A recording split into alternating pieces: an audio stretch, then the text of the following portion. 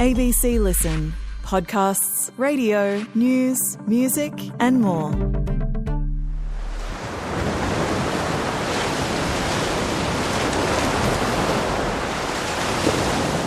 If you think about the biggest waves on Earth, raw, powerful, scary, what comes to mind?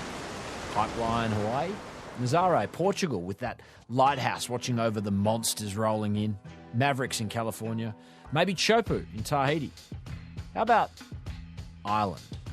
The tiny seaside town of Mullaghmore is freezing, but it's becoming one of the hottest spots globally in big wave surfing. An unusual one today. I'm Patrick Stack. This is ABC Sport Daily. Sean Murphy is a journalist with the ABC and has dropped this just absolutely incredible story on Foreign Correspondent about Irish surfing. Sean, I want to start with Mullaghmore. Can you tell me about the waves of Mullaghmore? Mullaghmore has become one of the premier big wave locations in the world.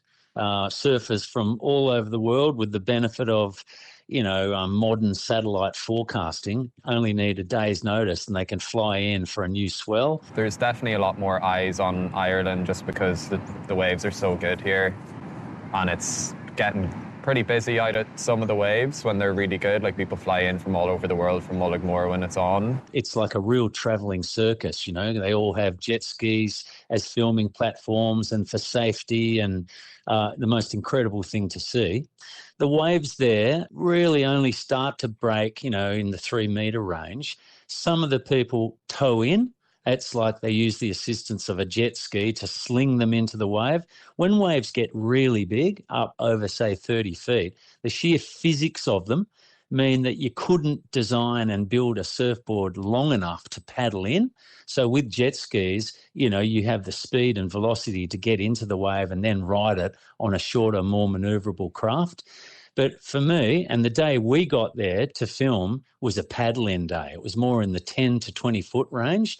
The courage and skill involved in throwing yourself over the ledge and taking on one of those beasts under your own steam, having to set a line into the tube, is just unbelievable. There's not many waves in the world like this, I suppose, like that you can paddle into a wave this big and get into a barrel that big. Like, a lot of the other big waves in the world are just big drops. Here's like full slab, like heavy, thick. There's not many other places in the world you get it, so that kind of keeps everybody coming back. The waves, looking at them on television, I mean, they're massive, they're cold, they're raw, they're uncrowded. Ireland's not traditionally been a place that the surfing community has maybe paid attention to, and you can hear from what you're saying there that has shifted. What's changed that, and how much has it got to do with Conor Maguire?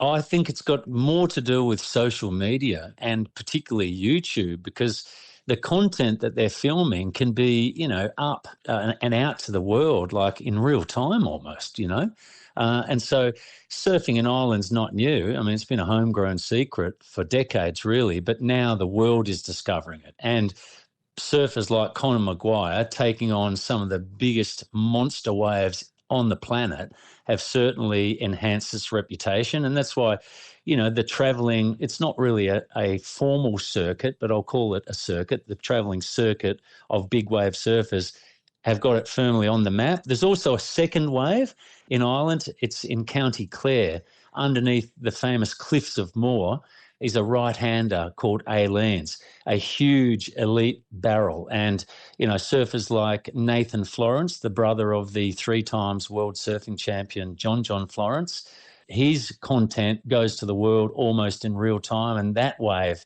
is now firmly on the map as well. Irish are famous for their hospitality. Surfing, that's a pursuit famous for localism. Does that make for an interesting dynamic, a tension point of this welcoming community with a pursuit that is traditionally not always that welcoming? Yeah, and that's interesting, isn't it? Because, Ireland is it's known as the Céad Míle Fáilte, the land of 100,000 welcomes. Interestingly, when you talk to Conor Maguire or Garage McDade, the two sort of big wave powerhouses there. It's a bit different than everywhere else. The hospitality kind of shines through into the water as well, and luckily it stayed that way, and hopefully it does. So I think there's a bit of Irish charm involved. You know, they charm their way into the top of the lineup, and the surfers who are visiting show a lot of respect. You're more likely to get a bit of tension and even aggression where the waves aren't as big. And some of the, just near Mullaghmore, particularly around the town of Bundoran in Donegal, it's like Hawaii's Miracle Mile. There are so many fabulous elite waves, not the same degree of courage required. You still need the skill, but you're probably more likely to get a few heroes there who maybe are a bit rude, and there may be some tension. I've been going there surfing now for 20 years. My brother has lived there for the last 26 years. I've never seen that sort of thing.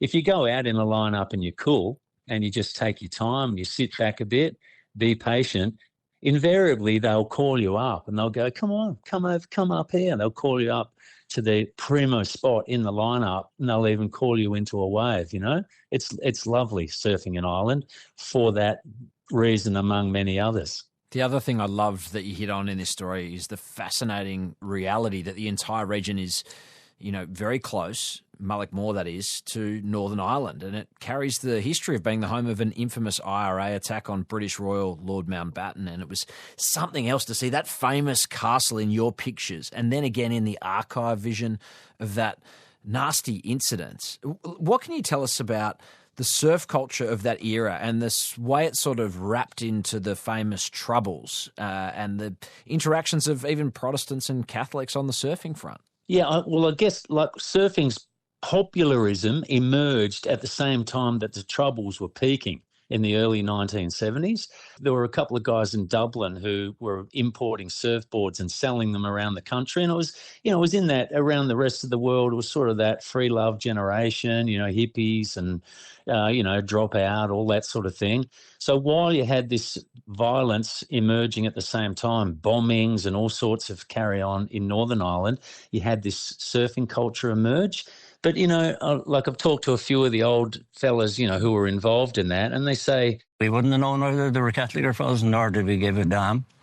We were just all surfing together. Religion doesn't come into surfing.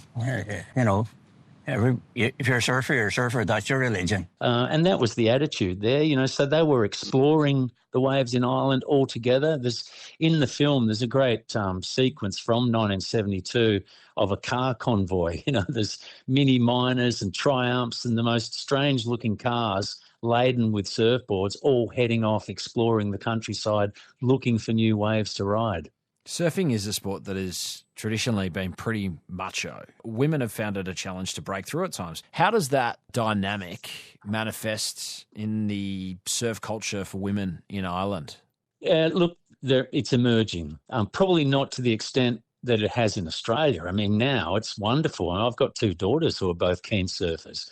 And if you go down to my local break at Bondi, for example, there are women out there all the time. It's wonderful. I think it's civilised the lineup. There's less overt aggression.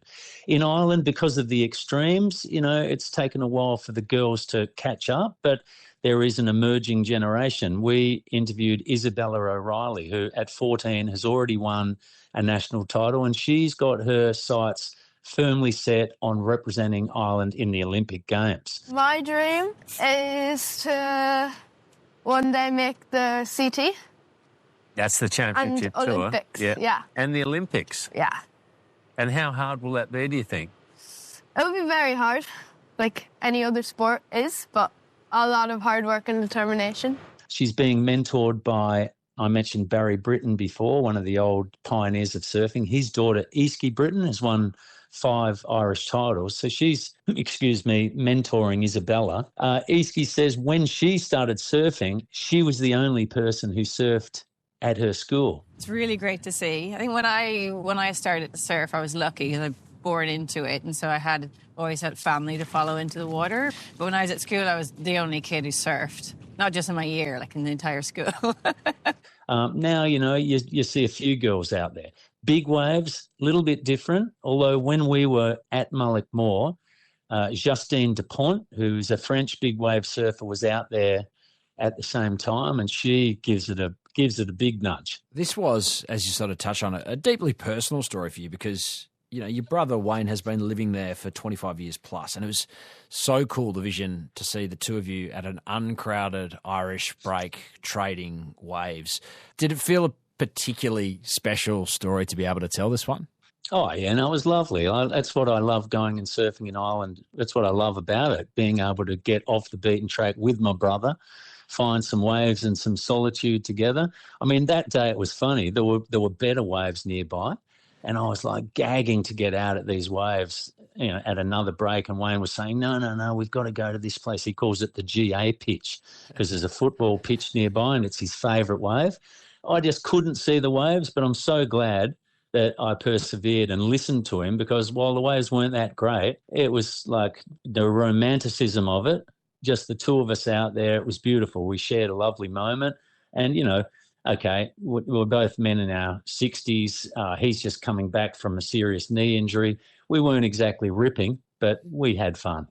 Brother knows best. That's the message from that part of the story. Hey, it was such a cool story to see on Foreign Correspondent.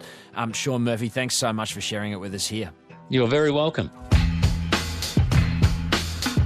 Hope you enjoyed that somewhat left field story, but gee, fun, hey? Surfing in Ireland. Who'd have thought? Back with our proper program on Tuesday after the Easter long weekend. Look forward to catching you.